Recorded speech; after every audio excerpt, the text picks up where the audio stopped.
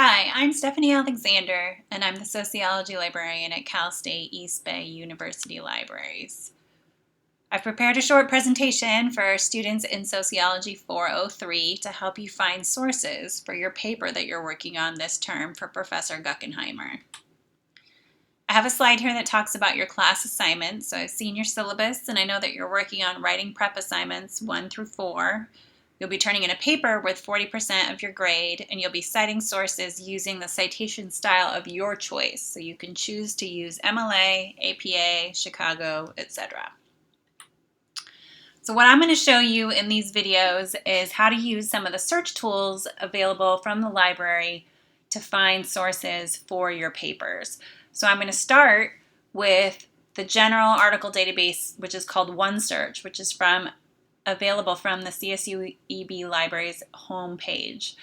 Next, I'll show you Google Scholar so that you can find academic sources using Google Scholar. And then finally, I'm going to talk about Sociological Abstracts, which is another specialized article database that you can find only sociological research.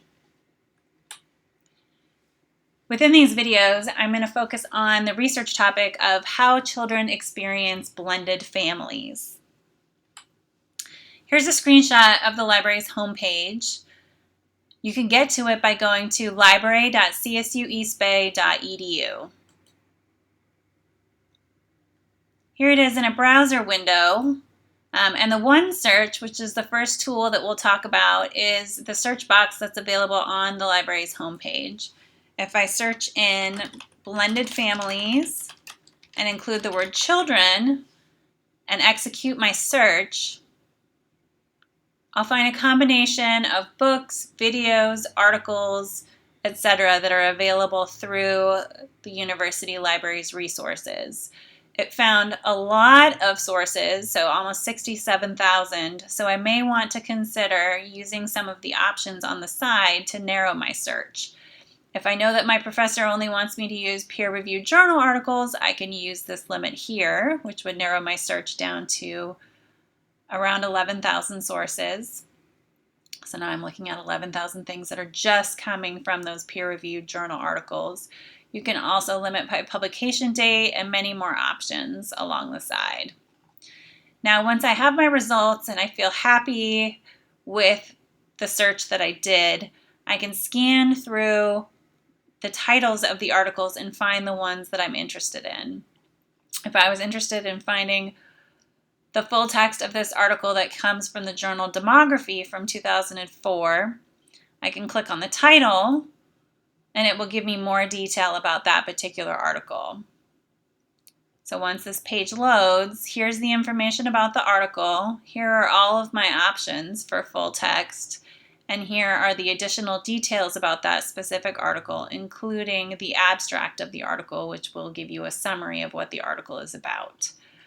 One thing I want to show you is that in all of the tools that the library has available, we do have citation features. So you can see my mouse here up at the top of the screen. If I click on that citation button, it will pop up a new window that will give me an option. My default here is APA because I've selected it before, but if you're using MLA, you can change. If you want to use Chicago, you can change to that. And then you can just copy the citation to a clipboard and paste it into a document on your computer. Now, if I wanted to get to the full text of this article, I can choose any of these links down below. And so I'm just going to choose the first one. And when I click on that link, it should take me to another resource, which is this one is Project Muse. And when I scroll down, now I'll get the abstract and I will get the full length of the article. You can also see along the side, often there's options for you to see the PDF of that particular article. And so when I click on the PDF, it should bring me to a formatted version of the article that's easier for me to print out and then read if that's the preferred way that you would like to read through your articles. So I'm back here, back in the library's OneSearch, and I can continue to look through this list to see articles that interest me. You can actually use the little push pin icon to add this item to your favorites. So as I'm scrolling through, if I'm interested in some of these articles, I can add them to my favorites. And then when I'm ready and I've collected all of the articles I'd like, I go up to the top of the screen, choose that push pin to go to my favorites list, and then I will see the 3 items that I selected. I can select them and then choose to email them to myself. So when I go to an email, I can add in my email. It could be your Horizon email, it could be your personal email. Click send and you'll get the information about these 3 articles.